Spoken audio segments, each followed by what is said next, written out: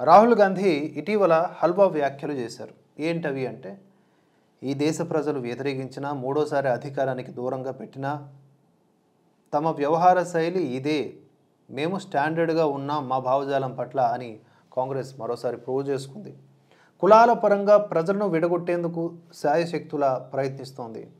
రాహుల్ గాంధీ తాజాగా లోక్సభలో చేసిన వ్యాఖ్యలు మనం ఒకసారి అబ్జర్వ్ చేస్తే ఈ పార్టీ యొక్క స్వరూప స్వభావాలన్నీ కూడా తెలిసిపోతుంది. బడ్జెట్ ప్రవేశపెట్టే కంటే ముందు హల్వా వేడుక చేసుకోవడం అనేది ఆనవాయితీగా వస్తూ ఉంటుంది. ఆ వేడుక సందర్భంగా తీసిన ఫోటోను పార్లమెంట్లో ప్రదర్శించినటువంటి రాహుల్ గాంధీ గారు అందులో ఒక్క బీబీసీ, షెడ్యూల్డ్ క్యాస్టు, మైనారిటీ, ఆదివాసీ ఎవరూ లేరు అని చెప్పి ఆరోపణలు చేశారు. ఇది రిపీటెడ్గా రాహుల్ గాంధీ చేస్తున్నటువంటి ఒక గోబల్స్ ప్రచారం లాంటిది. దీనికి జనం పడ్డారా, భారతదేశం అన్ని విధాలుగా నిర్వీర్యం కావడం పక్క.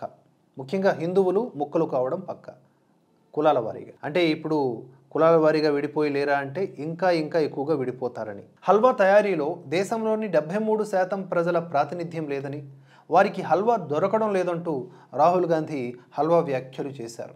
హల్వా తయారీలో కేవలం 20 మంది అధికారులు మాత్రమే పాల్గొన్నారని, అందులో 2 మాత్రమే అణగారిన వర్గాల వారు ఉన్నారని, ఫోటో దిగే సమయంలో ఆ ఇద్దరిని వెనక్కి నెట్టేశారని రాహుల్ గాంధీ చెప్పటం నిజంగా ఎంతవరకు అర్థవంతమైన వ్యాఖ్యో మీరే చెప్పండి.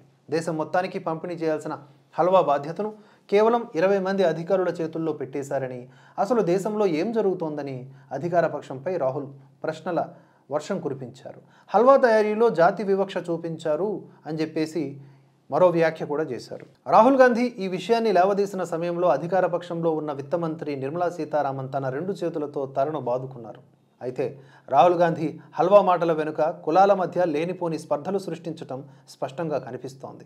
కేంద్రంలోని బీజేపీ ప్రభుత్వం ఏం చేసినా, ఏ కార్యక్రమాన్ని నిర్వహించినా అక్కడ అణగారిన వర్గాలకు ప్రాతినిధ్యం లేదనే విషయాన్ని నొక్కి చెప్పే ప్రయత్నం చేస్తూ ఉన్నారు. అధికార పార్టీ కొన్ని కులాలకు వ్యతిరేకమనే తప్పుడు ఆరోపణలకు ప్రచారం కల్పిస్తున్నట్లుగా స్పష్టంగా అర్థమవుతోంది. బ్రిటిష్ వారి విభజించు పాలించు అనే విధానాన్ని నరాన్న ఎక్కించుకున్నారా ఈ నాయకులు అని అనిపిస్తోంది. దాన్ని అమలు చేసేందుకు తీవ్రంగా శ్రమిస్తున్నట్లు కనిపిస్తోంది. హిందువుల మధ్య ఐక్యతను దెబ్బతీయటం, అందుకు కులాల పేరుతో ప్రజలను విభజించటం, తద్వారా లబ్ధి పొందడం అనే పాత కాన్సెప్ట్ను మరోసారి రాహుల్ గాంధీ ప్రయత్నిస్తున్నారా అనే విశ్లేషణలు జరుగుతూ ఉన్నాయి రాజకీయ వర్గాల్లో.